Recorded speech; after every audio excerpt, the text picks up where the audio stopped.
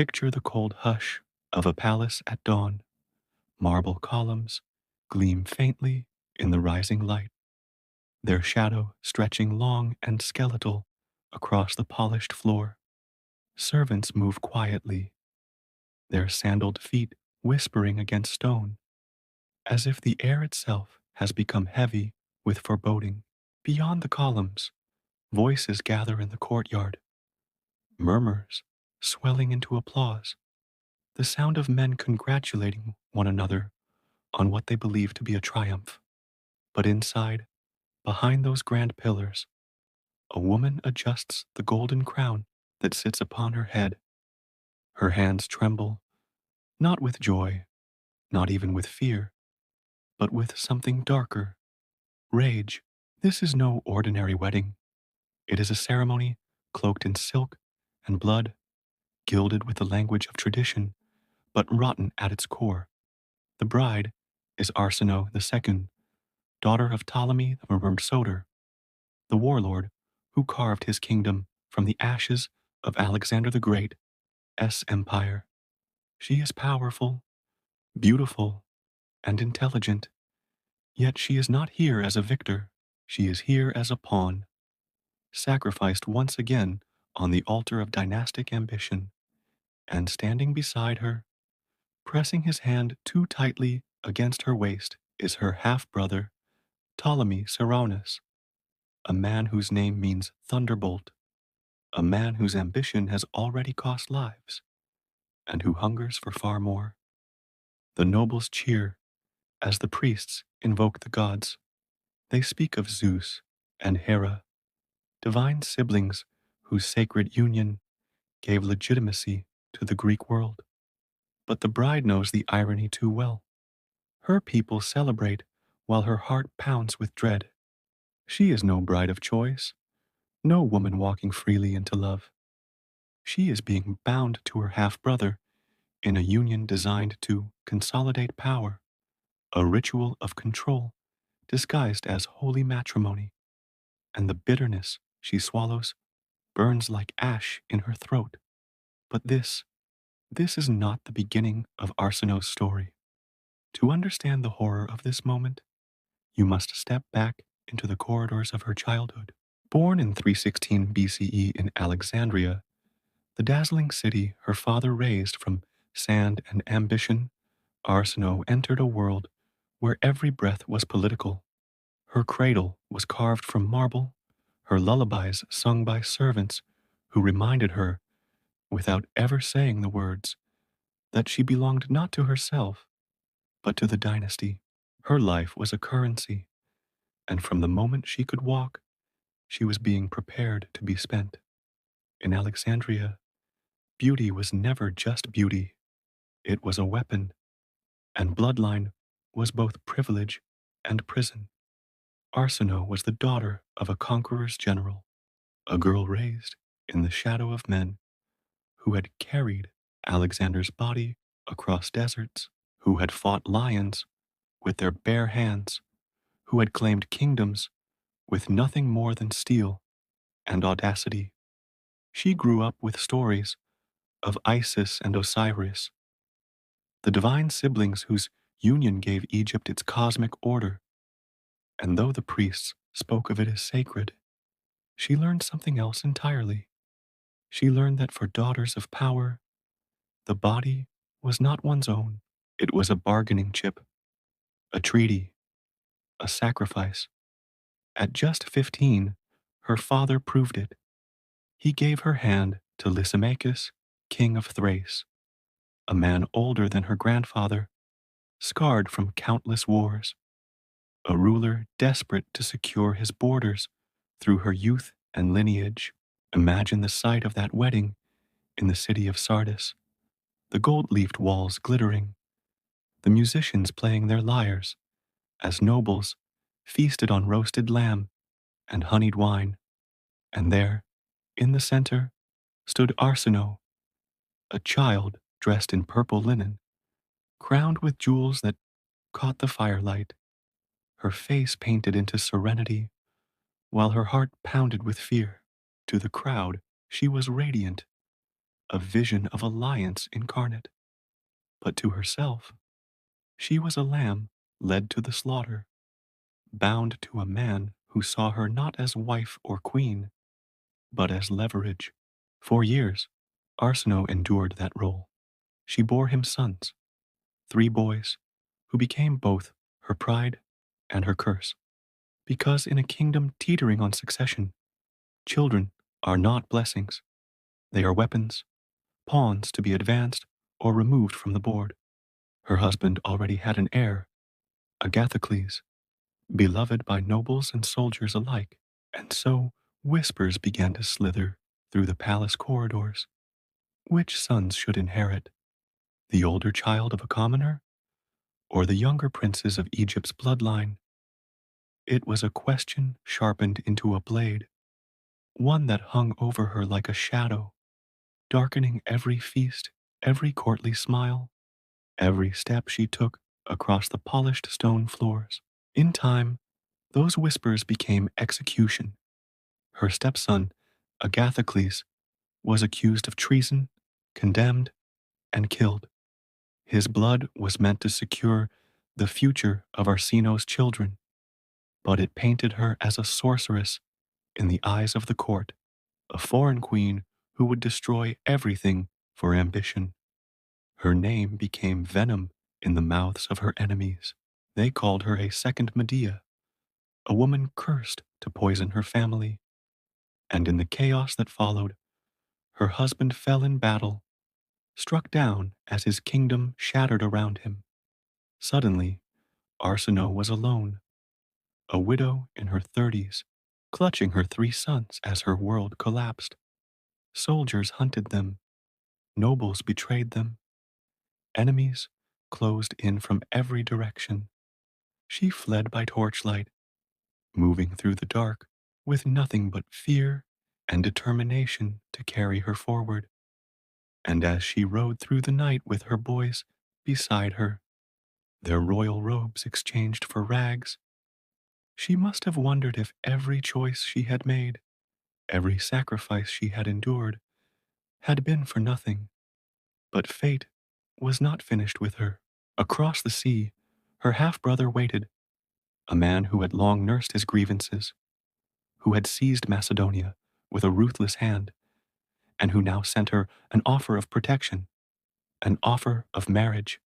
He spoke of love and unity, of bloodlines preserved, of children protected.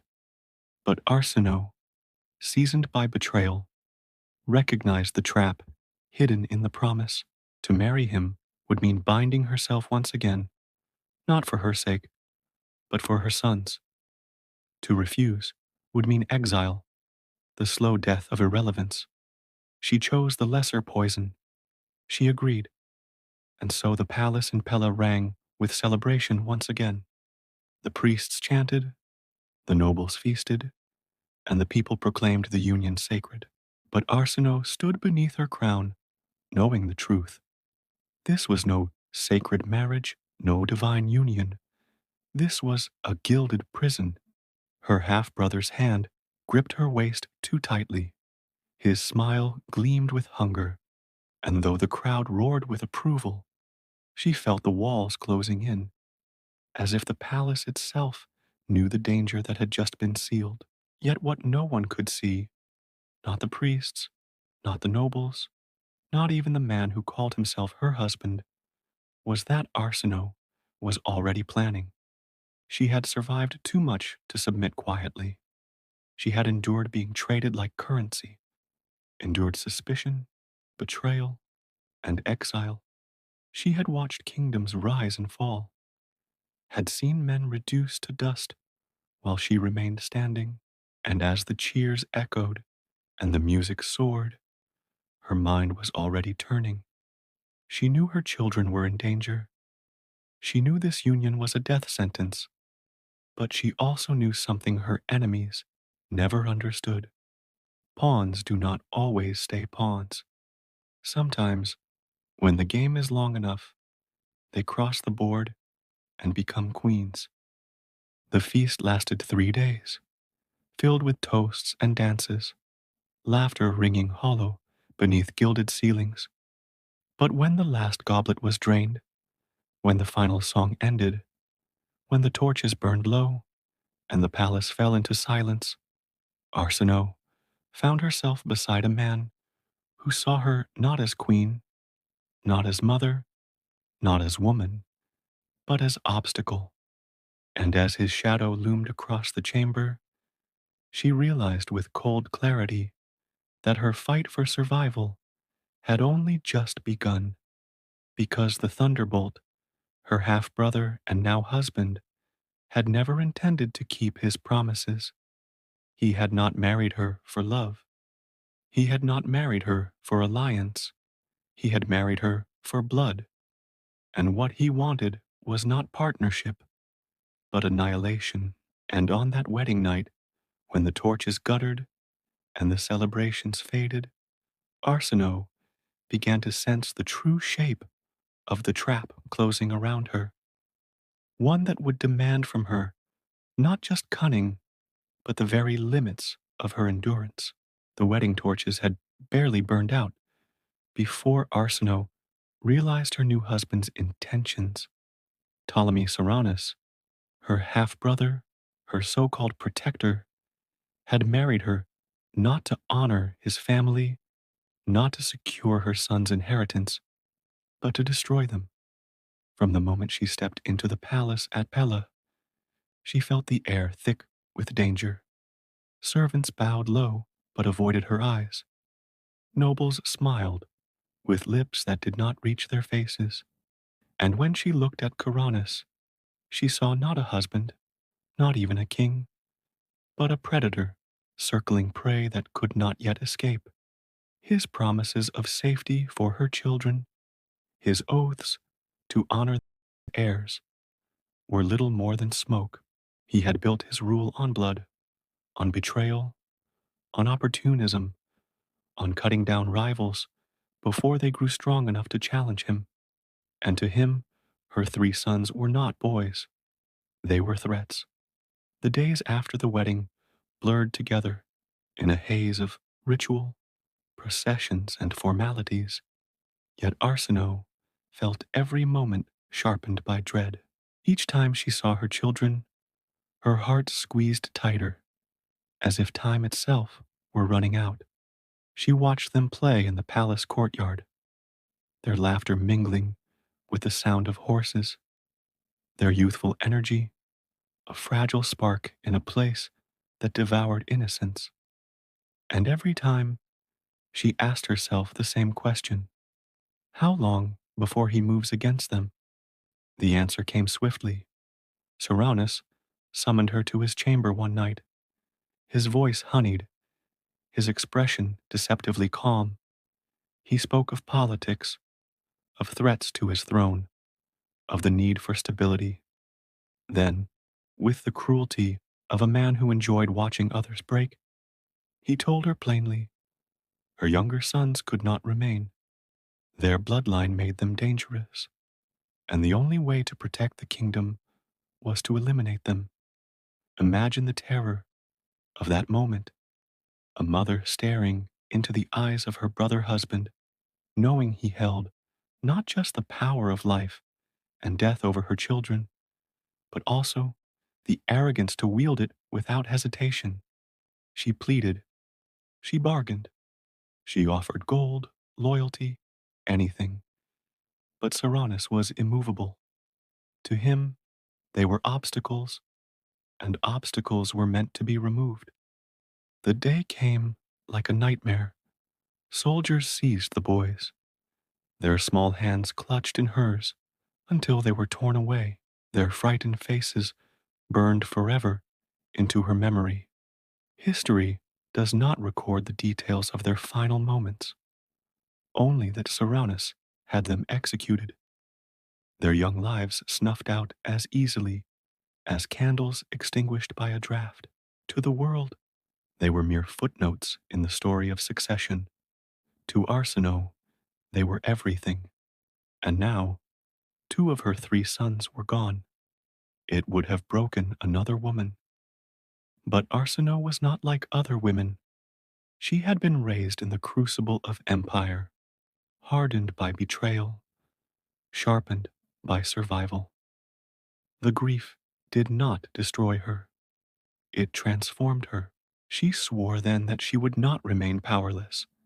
She would not be the lamb led to slaughter. If she could not save the children already lost, she would fight for the one who remained. Her eldest, Ptolemy, was far away, hidden by her own foresight. In him her bloodline lived. In him her vengeance might yet take root. And so she began to weave her web. But survival in Cyranous's court demanded more than planning. It required silence, patience, and the art of concealment. Arsinoe smiled when he expected her to smile, walked beside him in processions as though nothing had changed, endured his hand, gripping her arm with the practiced calm of a statue. She hid her fury beneath layers of composure, while inside her heart burned with a cold, enduring fire. The irony was bitter. This man, her brother, her jailer, had forced her into a union that mirrored the myths of the gods. To the Greeks, it was abomination. To the Egyptians, it was divine. But to her, it was neither. It was survival. And survival, she knew, demanded waiting for the moment when the predator stumbled, when the thunderbolt struck too recklessly and shattered himself. That moment came sooner than she expected. For Ptolemy, Cyrannus was ambitious, but he was also reckless.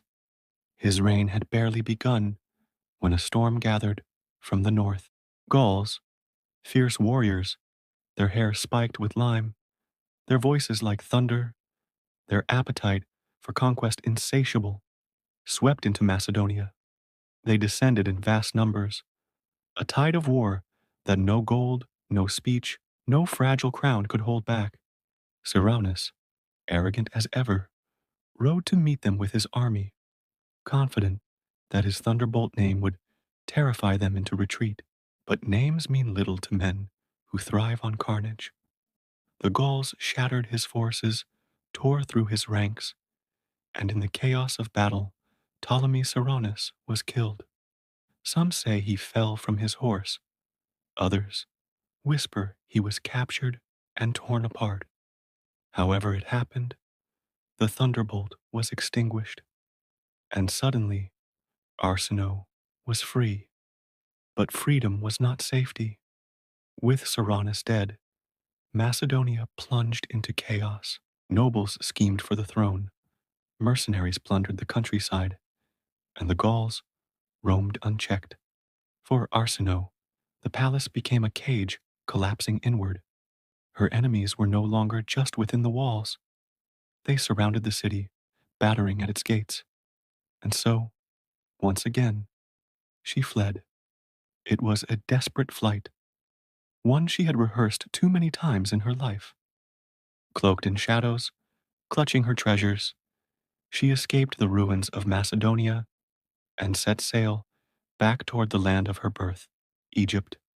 Her heart was heavy with grief, but also with purpose, for though her younger sons were gone, her eldest still lived, and with him, a future. The return to Alexandria was not a triumphal homecoming. She arrived as a widow twice over, a mother half destroyed, a queen stripped of her kingdom. Yet Egypt was not the same as when she had left it. The city had grown grander, its library a beacon to scholars, its temples overflowing with wealth, its streets alive with trade from across the world. And within its walls, her brother Ptolemy II Philadelphus ruled, not with the reckless brutality of Cyrannus, but with calculation.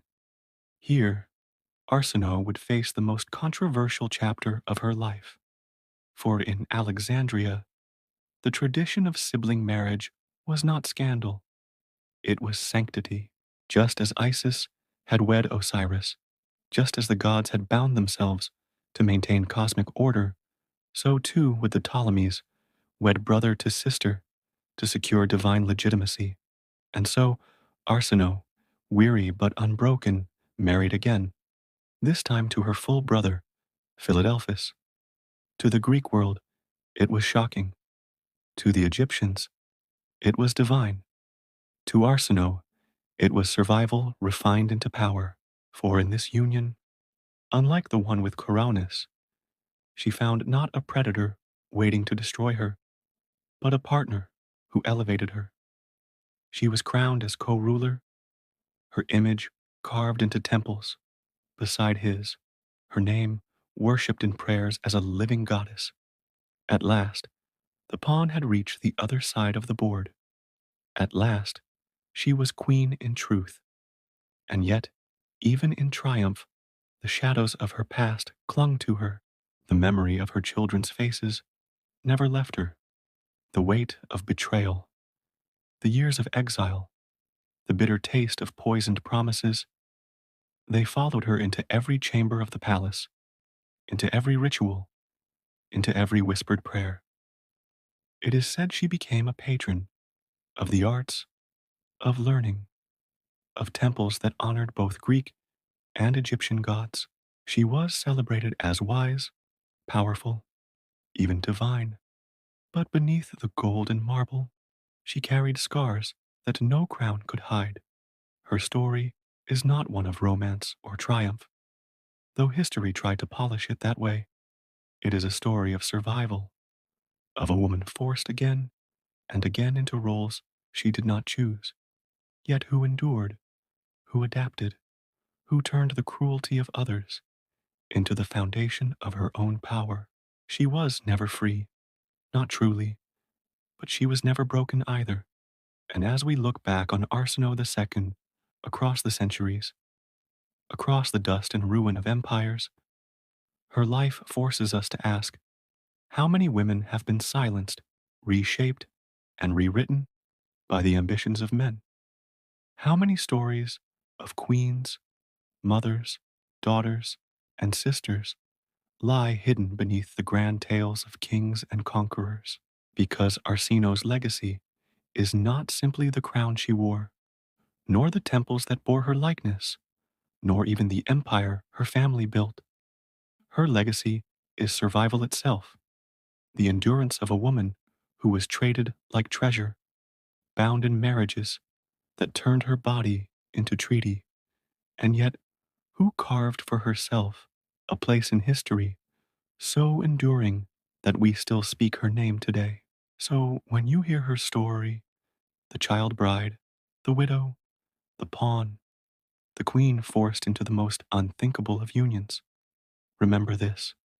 She was not just a victim of power, she was its survivor, and perhaps that is why her story haunts us still, because it forces us to confront a truth that echoes across time, that history, its greatest horrors, are not always written in the clash of armies or the fall of empires, but in the quiet suffering of those forced to endure what they did not choose, who lived and died in the shadows of ambition, and whose pain built the very foundations of power. If you have felt her story, if it has unsettled you as much as it should, I invite you to share your thoughts below. Do you see Arsinoe as victim, as survivor, or as something more? Because in her life, in her suffering, and in her resilience, there lies a question that belongs not just to history, but to us all.